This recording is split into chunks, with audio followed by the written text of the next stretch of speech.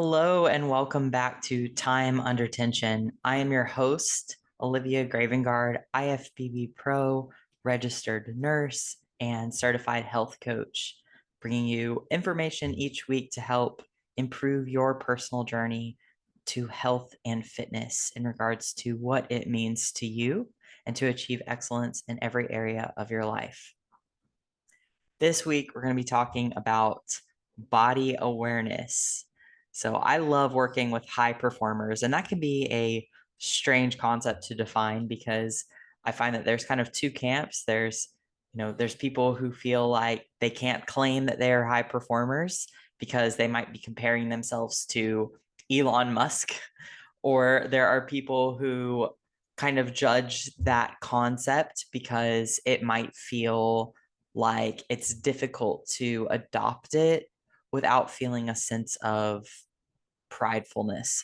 But I think that when we really break it down, it means people who are striving to perform with excellence in their lives.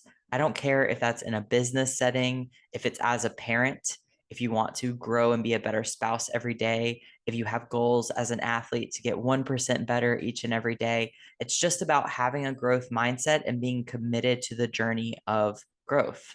And when you are committed to the journey of growth, you step into that identity as a high performer, someone who is putting weight on their ability to show up and perform at a high level in whatever area you have determined is a priority for you, if not all areas of your life, which for most of us who have that growth mindset, we're going to be applying that into multiple areas of life. The amazing thing about high performers is they can show up and do the work. I don't know about you, but I know that if I'm given an assignment, a task, a workload, I can get it done. I may be internally stressing about it, but I'm pretty proud about how much I can get done in a day and how long I can sustain a really high workload. I find that I get a lot of satisfaction in my ability to show up with excellence and to do an abundant volume of work.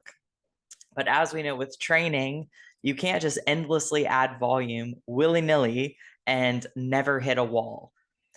When we push ourselves into overdrive for a long period of time, we're going to inevitably have problems if we are not refueling properly.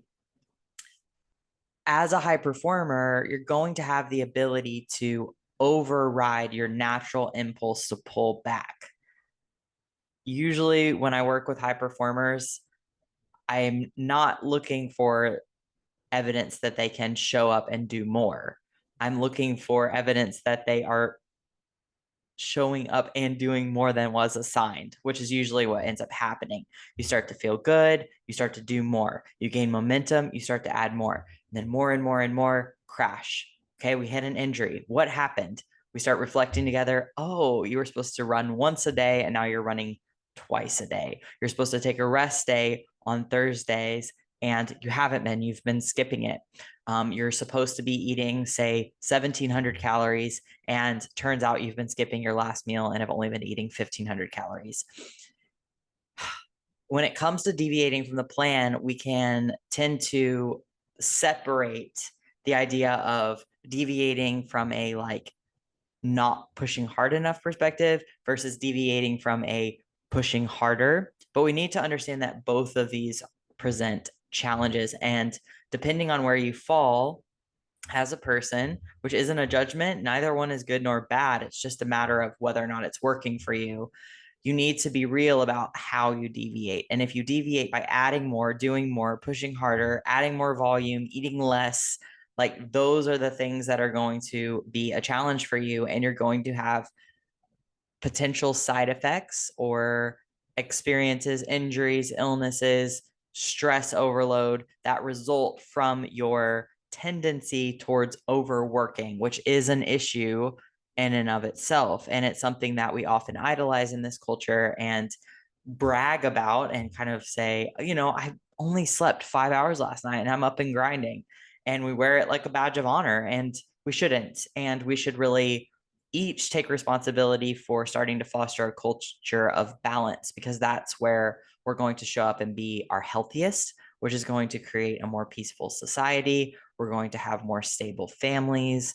We're going to be more competent in the workplace. We're going to have better ability to regulate our emotions. We're not going to be turning to food as a way to manage stress. We're going to be making conscious decisions in every area of our life, which ultimately is what it takes to be a true high performer and to sustain that long term. So if you want to elevate your excellence in the way that you show up in different areas of your life, it's time to stop the, I would argue, immaturity of overworking and start to tap into the maturity of balance and understanding that when you learn how to work with your body, to notice its signals and what it's telling you and to adapt accordingly, you'll be able to sustain output for the long run.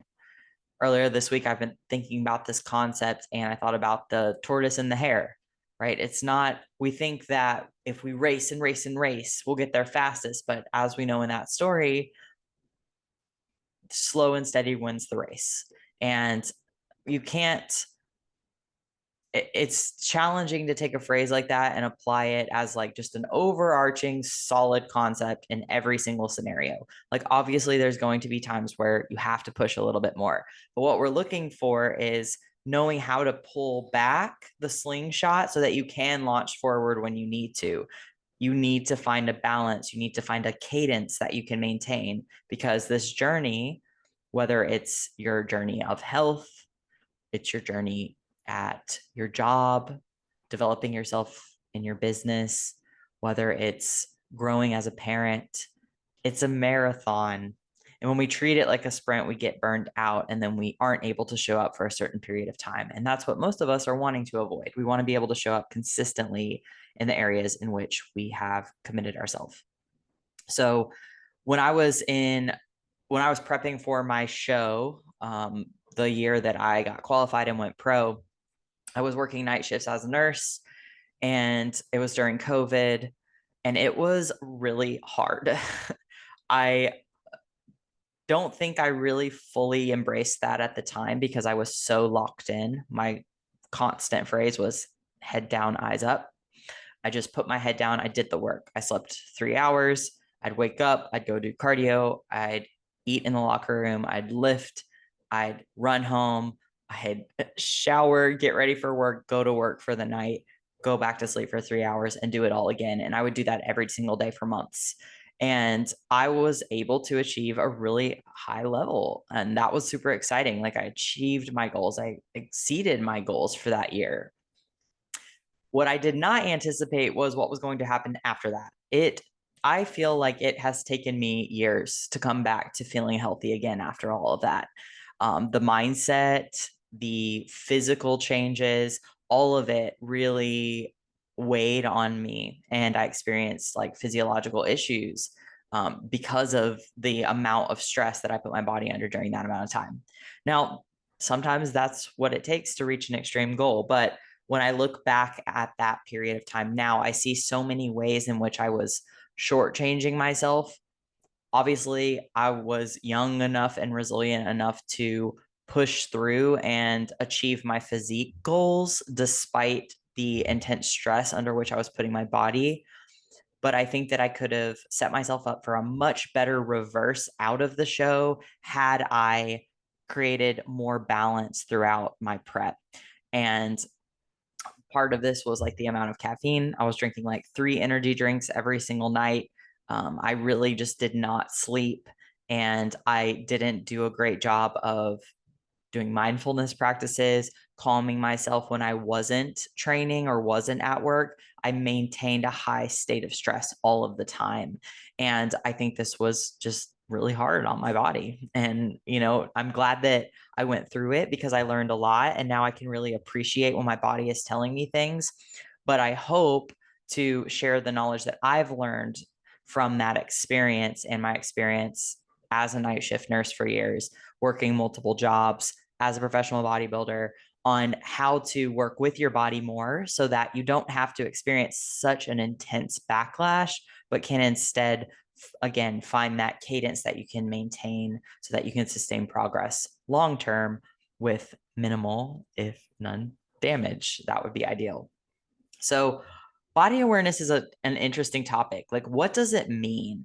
When I was in high school, I had anorexia, and I would have said that I had a lot of body awareness, but the thing about body awareness is it's not the same as like body obsession. I was very aware of like where my weight was, but what I didn't do was listen to my body.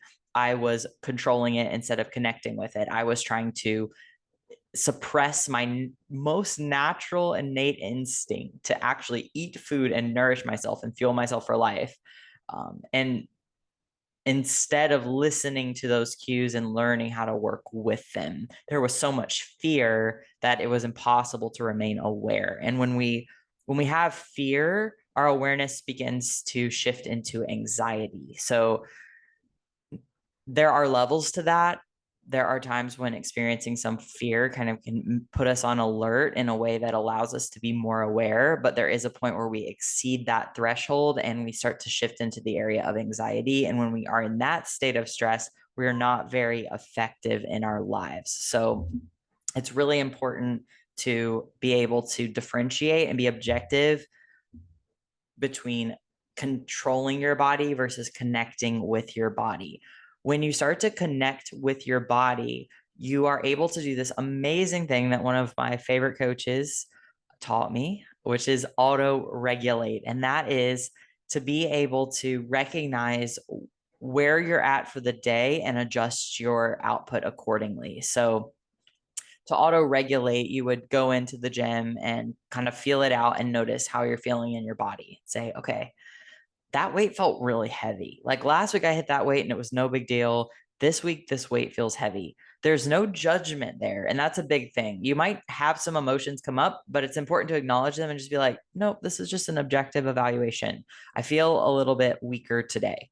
Don't go into the spiral of like, why is this happening? You know, am I not growing? Am I going to fall behind? This is where you have to just buckle down and trust the process, but also coming back to trust that if you listen to those little changes from day to day, you'll be able to work with your body more and you'll have this kind of progressive improvement in performance where you have days that are a little bit less and then a little more and then a little less and then a little bit more. But the overall trajectory is that you're improving. Now, you have to be willing to stick with it for a long amount of time. Again, this is a marathon in order to see that you will improve. But if you're so zoned into like, did I get better today? Like, am I stronger today? You might miss the fact that like, oh, your recovery is a little bit lower because you've been really stressed at work and you're in your luteal phase of your cycle. And so your hormone profile isn't very supportive of your strength right now. When you are able to just trust your body, notice, okay, a little bit weaker today. Today is not a day to go crazy. Today is not a day to hit a PR. No big deal. I'm still going to go to failure. That might just be at lower weights today. Then, when you have your check in process, whether you're doing that on your own or you're working with a coach who is able to guide you a little bit more objectively in regards to your output for the day and when you need to deload and how to listen to your body, which is something I really work on with my clients. Then you can zone out and say, okay, I see. So that's where I'm at in my cycle. There were 3 nights I didn't sleep as well. I didn't hydrate this morning. I trained at a different gym. I trained at a different time. Like you'll be able to identify those factors that really contributed to the fatigue. But in the moment, your goal is just to check in with your body, do a bit of a scan, notice how the weight feels, and then adjust accordingly from there. Now, there are some common signs that we're disconnected from our bodies, and these might sound, unfortunately, familiar. So, first is going to be energy fluctuations. Now, naturally, our energy is going to fluctuate because there's certain days where we will have more time to recharge and maybe doing more things that we find joy in, and we might be getting some time with people that we love, and that makes us feel full and energized. It might be sunny out and that might boost our energy a bit. So there are natural fluctuations that will happen, but we want to kind of find that green zone. And when we start to experience swings of energy outside of the green zone, where maybe we have like this sudden burst and we try to do a whole lot of things, then we kind of crash and feel really run down and we maybe feel really like on edge and productive in the morning, and then we like crash in the afternoon. If we're having big swings like that, that can be a sign of disconnection from the body. We're missing something. We're not creating enough balance within a day to do what we need to do at a level of excellence while also taking time to stop and recharge and refuel throughout the day so we can sustain that for the entire week. Secondly, sleep issues. So sleep is huge. We need sleep to recharge, but paradoxically, sometimes if we're really, really stressed, we're not going to be getting very good sleep. So if you start to have a lot of sleep disruptions, this can be an indicator that you're getting to that point of fatigue, rundown, overtraining, overstress. So there are different things we can do. You definitely want to address the sleep because getting good sleep is going to help you recover.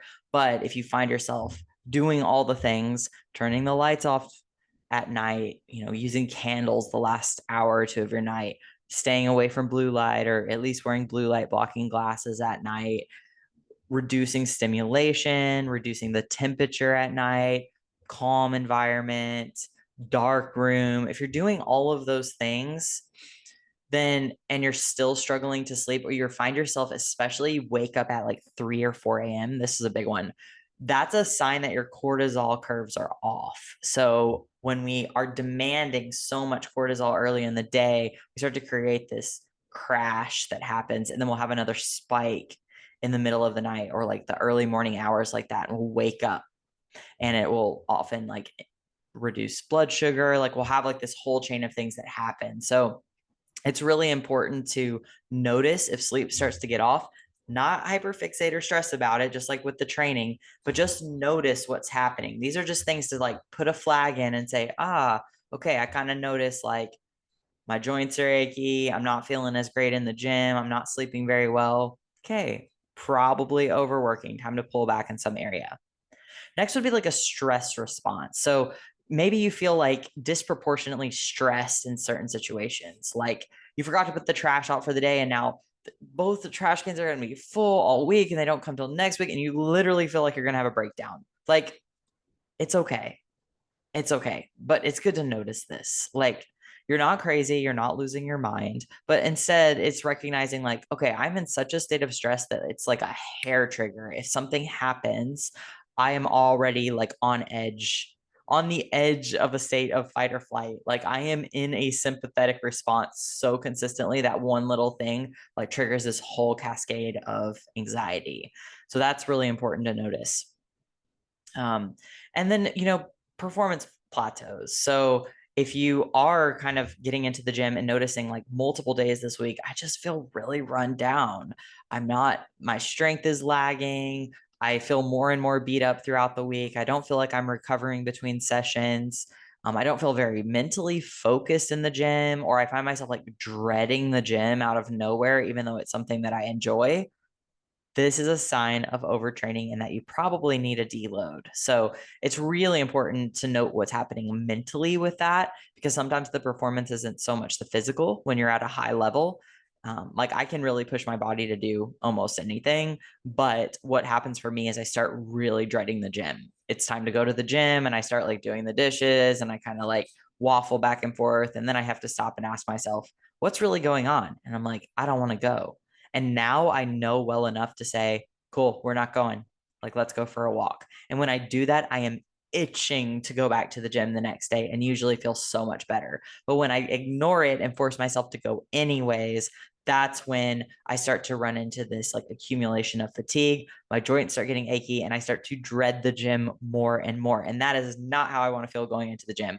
I want to be hype. I want to be excited for my workout. Even if I have a little healthy level of fear about leg day, I want to be ready and zoned into my workouts. So I don't force myself to go unless I'm going to go and just stretch, which is something that I'll do sometimes as well. If I'm on edge and I'm not really sure, like I kind of don't want to go, but the idea of going kind of sounds good. I know I'll feel better if I do.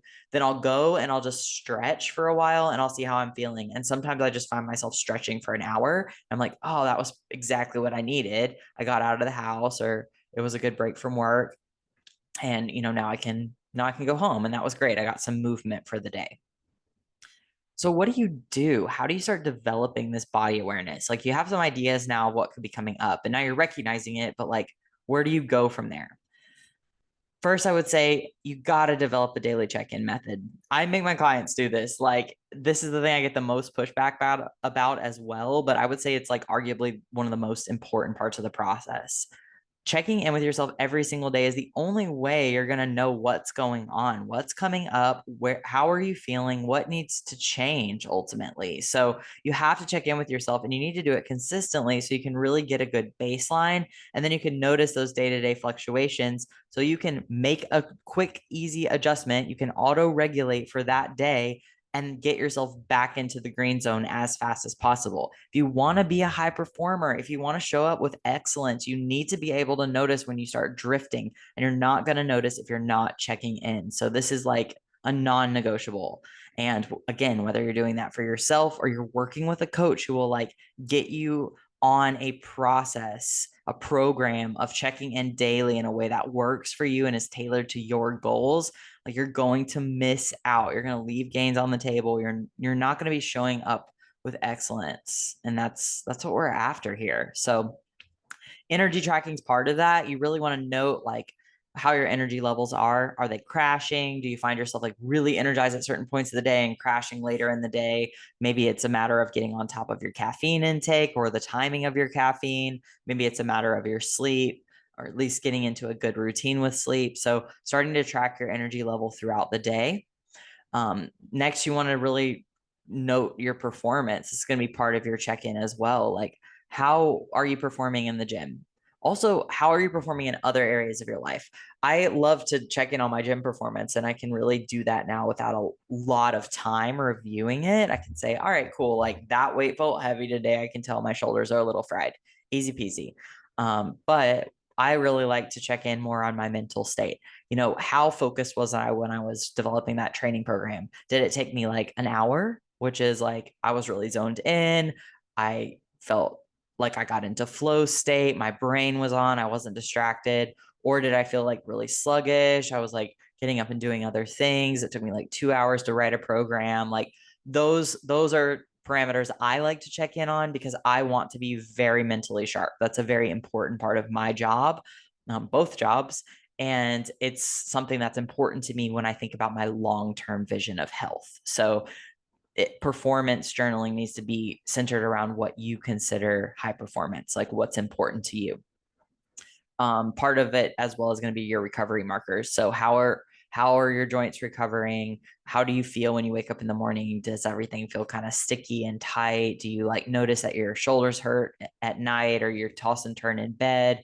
Do you feel like your knees are kind of cranky? Like what's coming up bodily in terms of recovery? What's also coming up mentally? If you start to feel progressively more like mentally foggy, this could be a sign that you're not recovering very well. Maybe you're not sleeping well at night.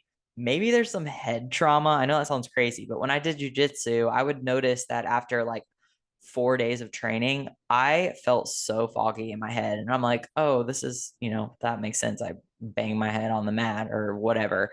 So you have to notice those things, what's happening mentally as well. Like your mental recovery. Are you like waking up feeling sharp and able to like stay focused throughout your day at a level that makes sense for you? Each of us have different like cognitive patterns and abilities. So it's important to just, again, get an idea of your baseline through daily check-ins, and then you'll be able to note any deviations.